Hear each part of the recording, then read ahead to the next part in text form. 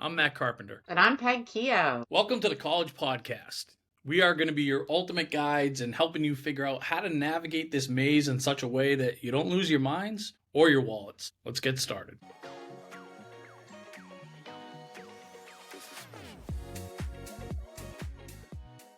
We're live, Peg. We are live.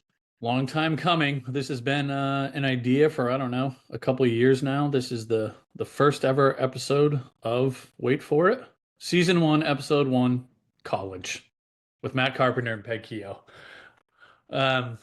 So welcome everybody. This is fun for us. I mean, this is something, again, like I'm not exaggerating there. We've been dragging our feet forever, had to break ground somewhere, and tossed and turned on some names as well, but we were here to talk about college, so we just kind of boiled it down and kept it simple, and we'll see where that takes us. Again, my name is Matt Carpenter, just north of Boston. I live in Beverly, Mass. We have an office in Salem, Mass, and what we do is talk about college all day, every day in our professional lives, which bleeds into our personal lives.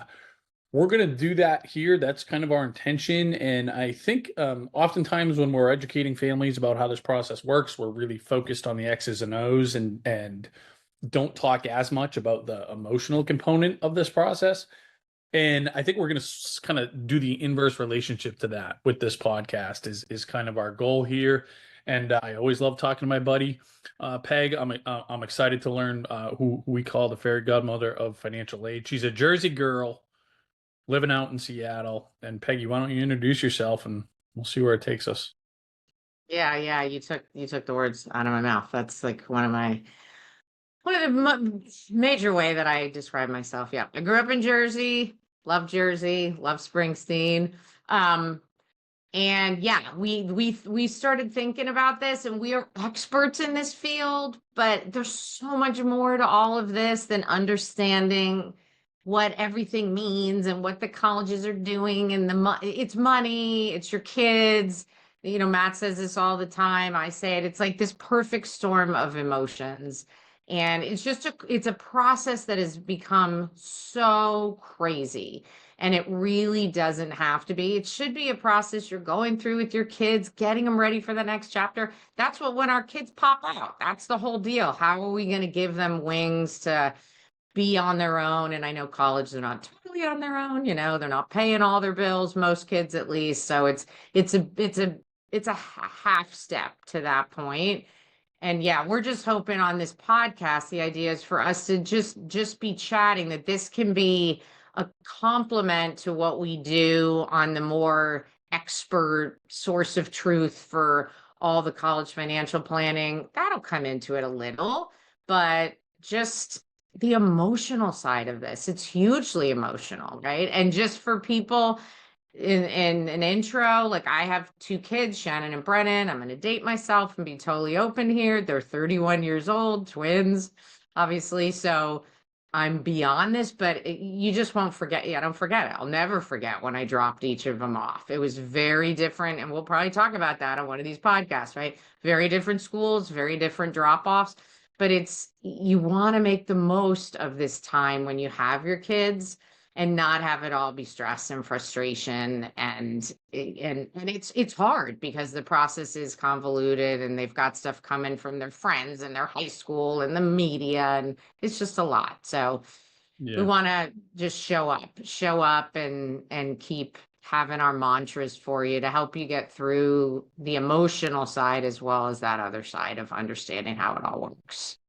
Yeah, and we thought it might be helpful and it'll be interesting for us, right? Because Peg and I, we know each other well, and again, work together every day for the last few years, and have I think, a superficial understanding of what one another's experience were when we were going off to college, right? But we thought it might be helpful to just kind of bring it into our homes, go back in time a little bit, right? We'll probably both, I don't know, remember some things that we had forgotten about here, and just talk about how how the whole college experience played out in each of our homes, right? And what was money a part of the conversation? Was there an expectation of going to college? So, because there's not really a playbook on, like, when do we have these conversations with our kids? How do we have it? What are the yeses and nos, and what should we be doing? And not that there is any perfect answers there, but we can just kind of share some insight from our perspective and just kind of talk you through what we thought was good, maybe what we would change. And Peggy, if you're all right with it, maybe I'll ask you a few things first if you'll allow it. Absolutely. All right. So I know again, I'll you can tell me what's right and wrong here. So I know your dad was a college professor, right? He was a college professor, but then he left Notre Dame, go Irish. And we moved to New Jersey, and he was an accounting philosophy minor. And then he ended up at Price Waterhouse at the time. And then he was a partner at Price Waterhouse. So he was academic, taught at Duke, Notre Dame, and then ended up in Manhattan working for Price Waterhouse. But yeah, if And you what about asked him your who he mom? was, he would say he was an educator. Yeah. Okay. And did your mom, did she work or was she home with you guys? What did, Yeah, she was an OR nurse. okay. Yeah, she stopped working for a while when we were younger, and then she went back to nursing when my youngest sister got a little bit older. But yeah, she's a nurse by background. Okay. Because my thesis is, and again, you can tell me where I'm right and wrong here, that just given your dad's background specifically, and it sounds like your mom went to college too, that it was just like a given that you kids were going to go to college and that was a expectation. And, but I don't know. Tell me if that's Yeah, education was just always from when I was teeny tiny. Everything was a lesson, everything was learning with my dad. That's just the way he was. So, love of learning was his thing. And so, yeah, it was never really talked about like, are you going to go to college? Now, if one of us, because I'm one of four, I have two sisters and a brother, if one of us like struggled in high school and we were like, we want to do this or that, my parents would have been open to that. It would have been, make the world a better place, however that is for you, go for it and do it. We just all happened to be kids that college was a good next step. Yeah. And that was just kind of what it was, right? We all were going to college and then we all did. So, but it and I was more know the an extension of learning. okay. And then I know you at least graduated from New Providence High School, which is at least since I've been familiar with it, so call it 20 years, has just had a reputation as like one of the best public school districts in New Jersey. I don't know if it was like that when you were going to school, but do you know if that was part of the draw for them? Was it that that it had a great reputation, or was that just No, I mean, when we moved there, my dad was on sabbatical for 2 years from Notre Dame. We were going back. And then a lot of stuff, happened and he just ended up staying. And so they actually looked at moving and then we ended up just staying where we were in the New York metropolitan area. I'm sure they looked at schools, but I was in second grade. So I don't think they were looking at the high school. And honestly, when I was there, the high school was fine. But since I've grown up, the high school ended up being like you're referencing, like high up in the state. It wasn't when I was a kid. Actually, my youngest sister, my parents pulled her and she went to private school because they were like, the high school's just not great anymore. It wasn't more reputation because my parents weren't those kind of people, but it was just more, we don't know that the education is as good. But then there were issues at the private school, so she went right back to the public school. So long story, it was good, but it wasn't like, oh, it's number one in the state like it was for a while. That's why we're going to move to this town. It wasn't, no, it wasn't like that. But when they were number one in the state, just funny sidebar, my youngest sister's boyfriend was the principal during that whole time. So that was kind of fun. But yeah, they grew to this, top district okay? way after I was gone. So And just remind me, what's the order with you and your siblings? there's my brother, and then we're Irish twins, so about a year between us, and then there's my sister about 2.5 years, and then my youngest sister, who I always forget how old she is, like 7 years younger, something like that. And where'd your brother go to college? Notre Dame. Okay, so he was Notre Dame. You were next, and did you have what were your ambitions? Were you was it Ivy or bust type of deal or Notre Dame? Were you super No, I'm gonna share some stuff you probably don't even know about me, Carp. So when I was a kid, in high school, I decided, because I love being outside, and I said to my dad, I want to be a farmer. I love being outside. And he's like, what? You're like this Jersey kid. He goes, all right. I think he thought, like, yeah, right. So he sent me the summer after my sophomore year in high school, his one of his nieces. So like my cousin, my cousin was married to a farmer, much older cousin, and they had a farm with his dad in Indiana. So he's like, well, you can go and work on their farm and see how you like it. And it was like for 2 weeks. I went out there, loved it. The next summer, they invited me back and they're like, we want to hire you to be a farmhand. So I stayed there the whole summer.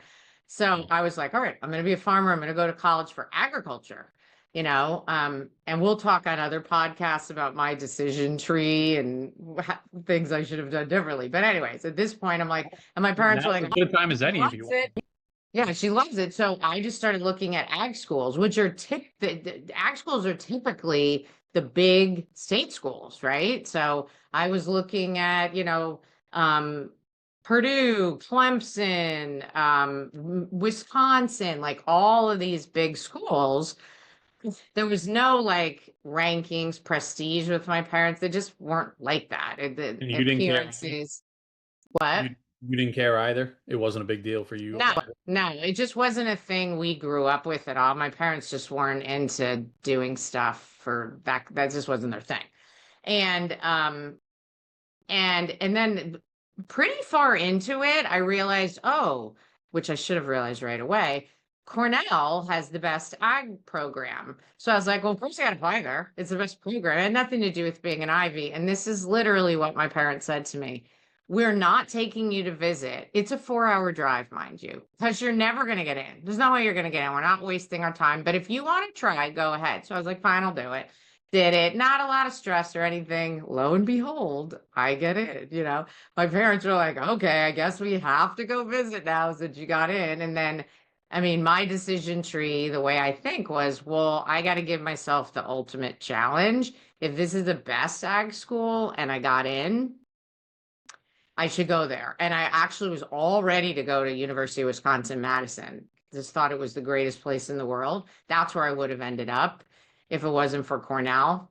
I loved Cornell. Was that the best decision? Who knows? But literally, Carp, people in my high school were pissed. They're like, you got in there and I didn't, because I didn't I had a good GPA, but I wasn't a brainy kid, right? And they were more brainy and they had way better SAT scores. But I was like, sorry, dude. You remember? You remember your SAT score? Do you remember? I will tell you that my best combination. And when I told my husband Bill, he was like, "Oh my God, you were dumb." But my best combination super scoring was like 510, 580, which I'm sure all the parents listening right now are like, should I just click off on this podcast? This girl is done, right? But look what I did. I started a business. Like, this is a great lesson that the Ivies really do look at the whole package. And I found out later, like the woman that interviewed me, she was like, you have your, what, together. You wanted to do something, you went and did it, it was all that kind of thing. But that's what happened. So I didn't live in a household where my parents were like, they were just like, no, you're never getting in there. You don't have the stats. Like, but all right, we'll pay for you to apply, but we're not even going to waste our time to go. So that was the chronology of the whole thing. And that's the only reason why, one of those name brand schools even ended up on my list. It was because of the ag school. All the other schools were the really strong state schools that had great ag programs. Yeah, it's interesting because you would think that I know you did play sport there, which I want to ask you about after, but it's almost like you had a great resume for what they were looking for, right? You're going to the agriculture school and you had a really strong resume for that because you had lived it, right? For 2 summers, which was probably relatively unique for, kind of a city girl, right? Yeah. Jersey, you just put yourself in it, right? You went all the way in there. That's cool. And then because I know you played tennis at Cornell, was that a part of it at all? Were you competitive in high school at tennis, or was that just Did you walk on there? Yeah, Like, I was a 4-year varsity tennis player. So yeah, that was my sport.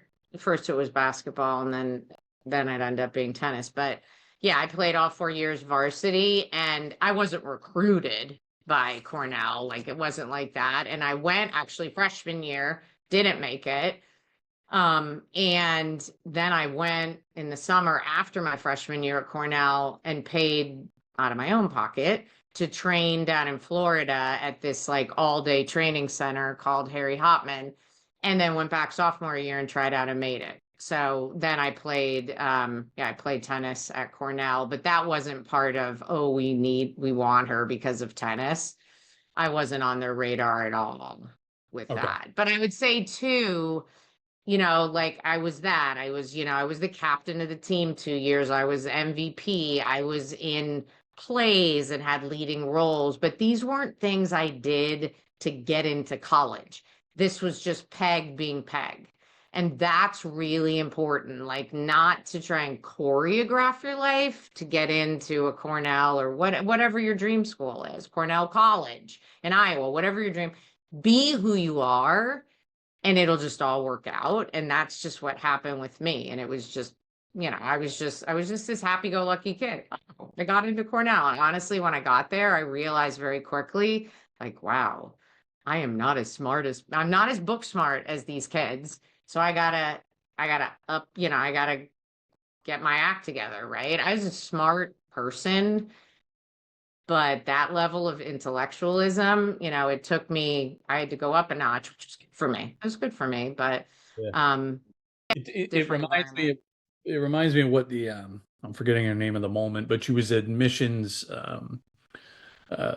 she was an admissions person at Yale, but specifically on the committee for deciding who gets in, who gets out. And she said something to the effect of we look for kids that are not trying to get in here.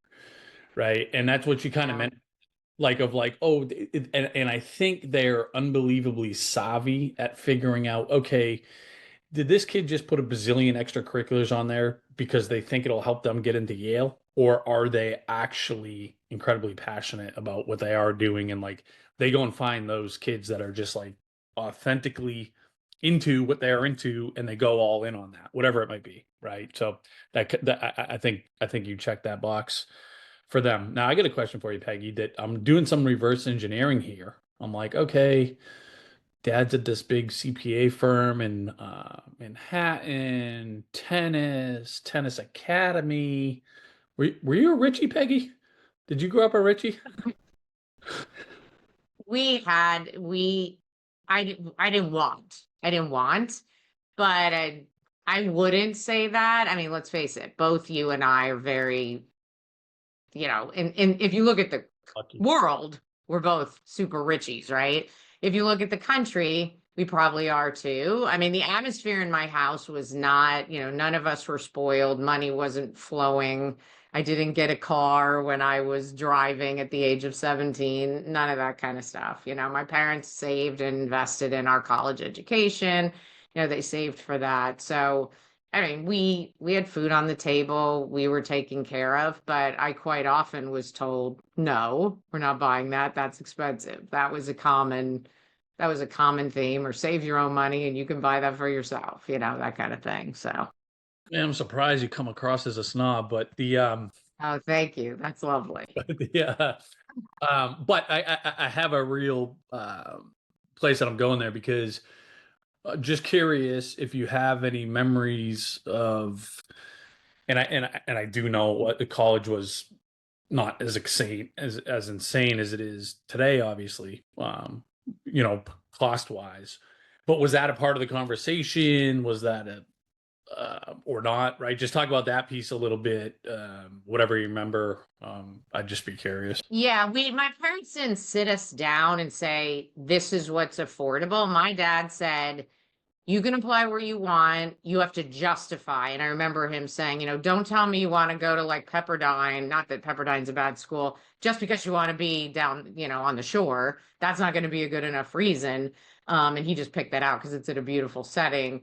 Um, but my parents didn't share this with me, but as I've gotten older, my mom was like, when my grandmother died, my dad got a little bit of money and not going to get into, because I'm a financial planner by background, but when they invested the money, the interest rates were super high and they did very well buying bonds, which my mother did. So we all had money. But my mom has told me, since it was like a couple of years ago, she said, I'll just do a little thing about Cornell. Cornell is unique in the Ivies in many ways, in my opinion, but one of them is there's state schools at Cornell, and then there's private schools. The ag school is a state school, so that meant it's like a state school. They got creme de la creme New York kids, and then I could come as like an out-of-state kid. That was cheaper than the College of Arts and Sciences. And my mom said, if you were trying to get into one of those, we wouldn't have paid for it because it was way more expensive than the ag school. But they never said that to me when I was a kid. But if that was the case, they would have said, no, we're not going to pay for that. I mean, because I heard, like I just said, I heard that all the time around, we live within our means, we're not doing that, blah, blah, blah. So it wasn't just a Richie, to use your term, Carp, like, you can go anywhere, little princess. It wasn't like that at all, and my mom said the ag school was the same as Notre Dame. And I'm 60 years old. I'll just say it. So school was like, compared to what my dad was making, compared to our listeners and what they make annually gross and what you're expected to pay for college sticker price, not order of magnitude isn't even in the same universe anymore. So it was completely different back then as far as what could possibly be affordable, but there were definitely, they had conversations between them, my mom and dad, like, she said we wouldn't have paid for arts and sciences. The private schools were way too expensive for us. Oh, it makes. And then where'd your younger two sisters end up? Notre Dame. Everybody, I'm the black sheep. Oh, Peggy, just poor. I tell everybody somebody had to go to school for academics and not just football. So what can I say? Notre Dame was not. Love Notre Dame. Love the football. Wasn't a place for me. That's a whole nother podcast conversation. But yeah. Anyways, yeah, everybody else, they're all domers except for me. And you met Bill at Cornell, right? Did you meet Bill? Yeah, met my husband right one of the first few days at Cornell. Yeah. Really? No kidding. Were you guys together right away? That's a long story. We were together. We were together starting second semester. Because who approached who first? He approached, well, like my roommate, and back then my random roommate was from Bethesda, Maryland, and he came from Maryland. He grew up in Westchester County, but his parents moved when he was a senior in high school down to the DC area. So my roommate had met him at like hey, we're going to Cornell soon, rah event down in DC. And so she saw him at this event. She goes, oh, I know him. I met him back at home. So that's how we came up to him and talked to him. And he was more with me wanting to date. And I was like, yeah, what all guys don't want to hear. I'm like, I just want to be friends. And I told him that. So then he blew me off, of course. I'd see him here or there and he blew me off. But when it came to the beginning of second semester, I was like, man, I do kind of like him. So I Cornell rushes for sororities and frats January of the year. And so I rushed and got into a house and had a pledge night or whatever. So I asked him, and then that kind of opened the door again. And then we were on and off dating. We didn't date. That's the point. You said, all right, I'll take you up on that offer from first semester. I just was like, oh, do you want to go? Like some of my guy friends were like, you're just going to have to eat crow, because I had said I just wanted to be friends. But he said yes. So, and then we started dating. And that was like on and off throughout our 4 years, like not consistently, but yeah. So. All right. Well, that's fun. I don't know. Any bows you want to put on your college experience or the process of, going off to school? Anything else you would? Well, let me ask you this. It sounds like really you had like a really healthy, almost maybe you're the textbook, Peggy. Maybe you're the playbook, because it sounds like it was like a really as healthy as it can be conversations that you guys were having at home and stuff like Yeah. that? I mean, There was no, yeah. That we didn't have stress. My dad, who worked a lot, he was the one that took me everywhere except for Penn State. I remember I went with my best friend and my mom took us and we just drove and we literally filled out the application in the back seat coming home. And then back then you just put it in the mailbox, right? That's literally like there wasn't all this stress. Maybe some other families had it around you. All our friends. I don't know. I don't know. Like none of my friends were doing it. And it just, we didn't have that. And so I feel for kids now. But yeah, and in my house, it was just always do your best. And if your best was a B and you got a B, but my brother's best is an A, he needed to get an A. It wasn't about status. It was just, my dad would say, you know, do the best with what God gave you. That was his thing. And that's what you should be doing. And that was our expectation, but it wasn't about going to Notre Dame or Cornell or XYZ school. It wasn't about that at all, you know? no, it's nice. I mean, that's nice, and then that's uh, and I do think part of it, and you said this, is that just like it sounds like a lot of your peers and friends had kind of a similar experience, and just the fact that you're doing the applications in the back of a car, and it's like that's just not a thing anymore, right? In terms of how much of a pressure Yeah. cooker it is now, and like how many schools you got to apply to, and how challenging the process is. So I think part of that is families today have it harder than we did. I was probably an iteration harder than you, right? And I'm very confident and that was over 20 years ago. I'm very confident now it's a whole another interval harder than it was, and more pressure packed than when I was applying to school. However, Parents? Yeah, yeah. go ahead. Go ahead. Well, I was gonna say, however, it kind of like it sounds like a lot of like the core principles, values, etc., that you experience and your family kind of had in place would still be very helpful today, right? Yeah, and that's what I was gonna say. Parents can take their house and say, this is how I want to raise my kids. These are the values I want them to have. These are the ways I want them to be able to show up in the world.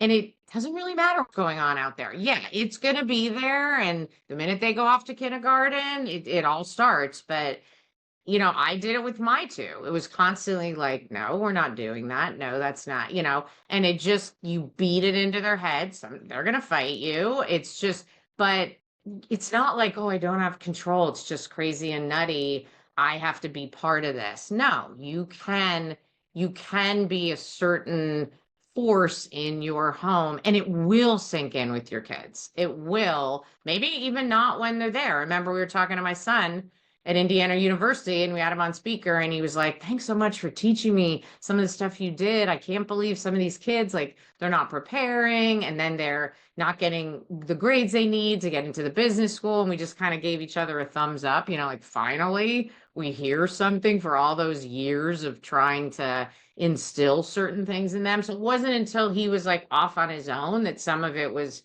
kind of landing like, wow, I do this because my parents taught me to show up this way. So I'm just saying to parents, like, you're not at the mercy of the craziness. The craziness is there, but you can set the stage in your house for how you want things to be looked at, and what's best for your kids.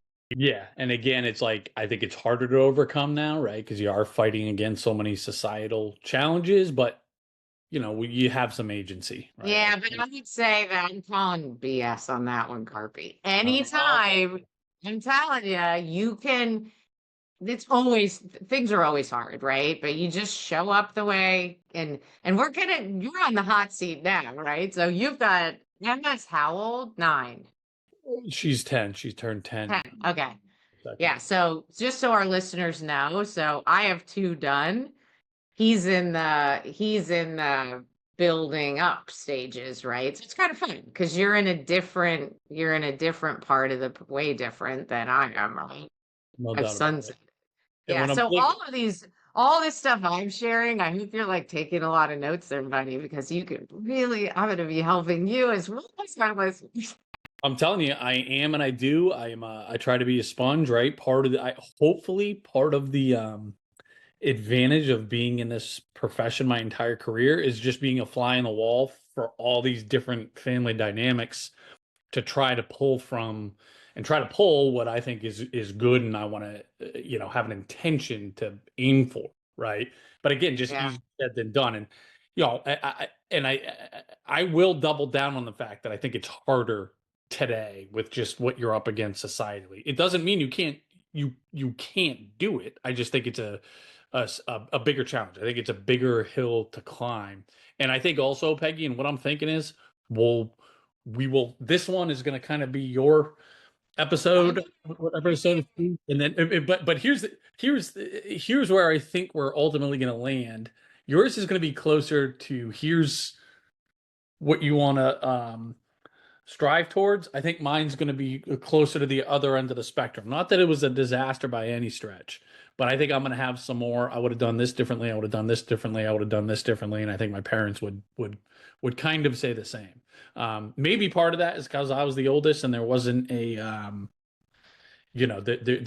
I was the first try, right? So, but Right. anyway, So we're always learning, right?